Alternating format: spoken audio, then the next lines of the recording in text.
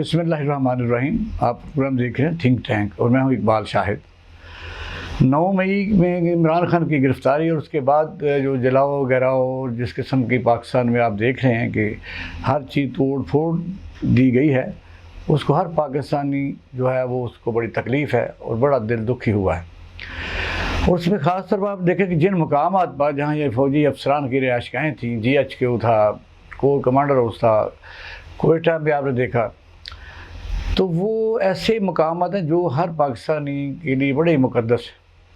وہ خاص طور پر افواج پاکستان کے کسی بھی جگہ کے اوپر کسی بھی عوام کا اس طرح چڑھائی کرنا دشمن ملک کو بہت تکبیر دیتا ہے، جس کو کسی طور پر بھی پسند نہیں کیا جا سکتا۔ لیکن اب صورتحال یہ ہے کہ جس طریقے سے آرمی قیادت نے اس کو وائزلی اور اچھے طریقے سے ہینڈل کیا ہے، وہ بھی اپنی مثال آپ ہے، کیونکہ آگے بھی پاکستان کے ہی عوام تھے، اگر ریٹیلیٹ ہوتا تو کافی جانیں جا سکتی تھیں۔ یہ میں سمجھتا ہوں کہ افواج پاکستان اور ان کے افسران کا بہت بڑا ایک کارنامہ ہے کہ اتنے بکھرے ہوئے موب کو اور جن کو جو ایسے جگہوں کے اوپر جہاں سینسٹیو ہے، جہاں عام آدمی کا جانا بھی بڑا محال ہے، وہاں بڑے اہم ڈاکومنٹس ہوتے ہیں،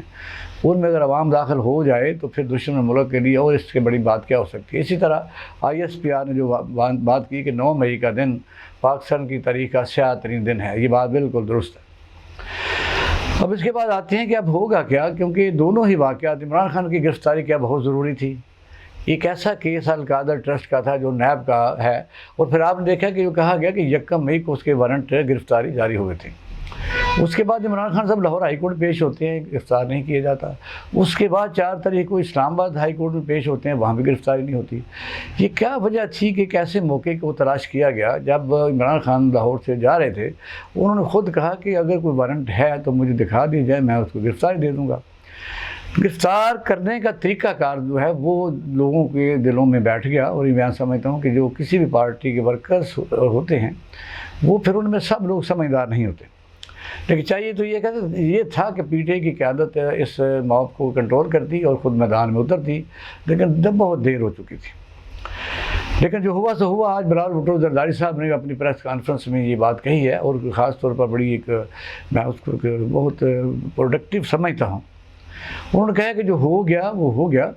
اب بالکل اس کام کو بند ہونا چاہیے، کیونکہ کہیں ایسا نہ ہو کہ ہم پر دباؤ آ جائے اور PTI پر پابندی عائد کرنے کے لیے ہم مجبور ہو جائیں، لیکن میں آخری آدمی ہوں گا جو اس بات کو سپورٹ کروں گا۔ اس کے پیچھے جو کچھ باخبر ذرائع کہہ رہے تھے وہ بات نظر آ رہی ہے کہ بیک ڈور رابطے جاری ہیں۔ اس میں ہمارا ایک اسلامی ملک سفارتکاری کر رہے ہیں، اور اسرف علی زرداری صاحب کو اس بات کا غالباً جو باخبر ذرائع کہتے ہیں ان کو کہا گیا ہے کہ آپ اس میں انٹروین کریں۔ اچھی بات ہے۔ اور آج بلال بھٹو زرداری صاحب کی جو پریس کانفرنس ہے اس کو ایک بڑی پروڈکٹیو اور بڑی ایک حوصلہ افزا کہہ سکتے ہیں، کیونکہ وہ خود وکٹم ہیں، ان کی پیپل پارٹی کے اوپر بھی پابندی لگی ہوئی ہے، اور آپ نے دیکھا کہ اس وقت پاکستان پیپل پارٹی پارلیمنٹرین کے طور پر کام کر رہی ہے۔ صورتحال یہ ہے کہ اب دونوں فریقین اگر ریکنسلیشن ہوتی ہے یا ہو رہی ہے یا ہو سکتی ہے تو کیا کرنا چاہیے؟ اس کے لیے حالات کو ٹھنڈا کرنے کی ضرورت ہے۔ نقصان جو ہو چکا ہے اس کی تو آپ دیکھ رہے ہیں کہ اس کی واپسی نہیں ہو سکتی۔ یہی پاکستان ہے، یہی ان کے عوام ہیں، اور پھر اس چیز کو روکا جا سکتا تھا۔ کہاں فیلئر ہوا ہے کہ جب لبرٹی سے لوگ جا رہے تھے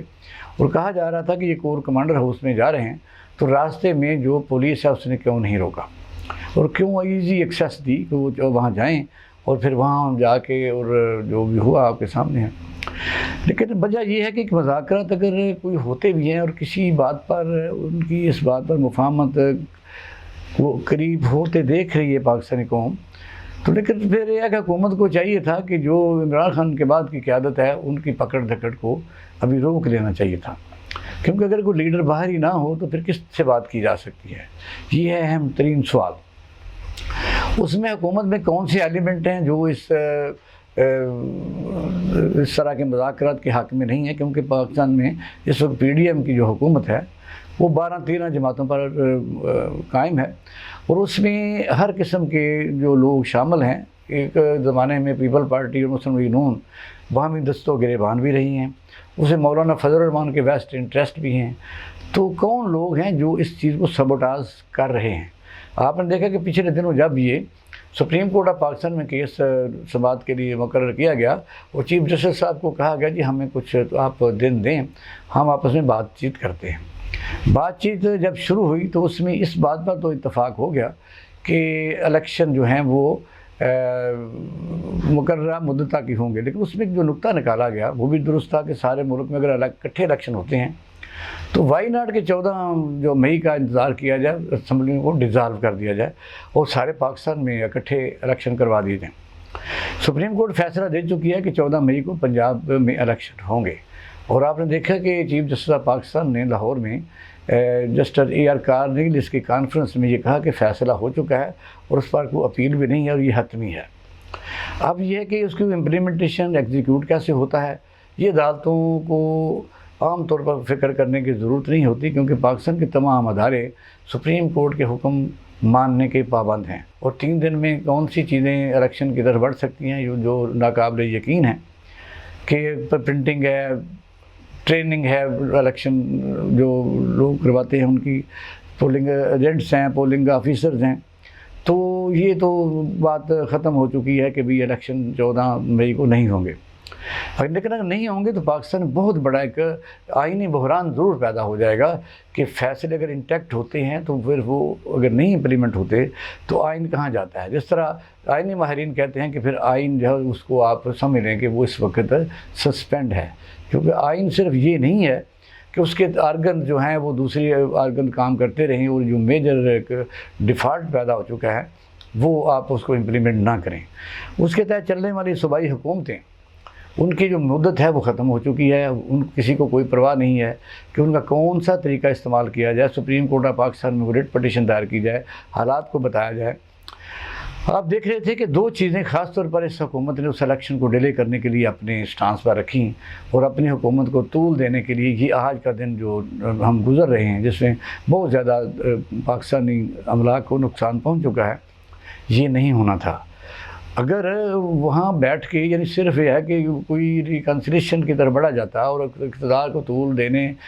کے لیے ساری ہی جماعتیں اکٹھی نہ ہوتیں اور روزانہ سپریم کورٹ آف پاکستان کے ساتھ محاذرائی ان کے بینچ فارمیشن کے اوپر، ان کے فیصلوں کے اوپر بار بار مسترد نہ کیا جاتا، پھر وہاں جس قسم کی تقاریر کی جاتی ہیں وہ ہے کہ حالات کو ٹھنڈا نہیں ہونے دی جا رہی۔ اب بلال بھٹو زرداری صاحب نے جو چیز دی ہے اس کے لیے ایک اور جو میرے ذہن میں آتی ہے وہ یہ ہے کہ کہیں نہ کہیں بڑی شدت سے جو عوام کے ذہن میں صبح سے سوشل میڈیا پر بھی ہے اور آئینی ماہرین بھی کہہ رہے ہیں کہ کوئی واقعہ ہونے جا رہا ہے، کیونکہ سیاستدان اپنے تمام معاملات کو جو ہے وہ حل نہیں کر سکے، تو پھر ملک بچانے کے لیے جن لوگوں کی ذمہ داری ہے وہ ایمرجنسی یا اور بھی جو چیزیں اس سے پہلے پاکستان میں مارشل لا بھی لگتے رہے، اس کا آنا جو ہے وہ کوئی ایسی انہونی بات نہیں ہوگی۔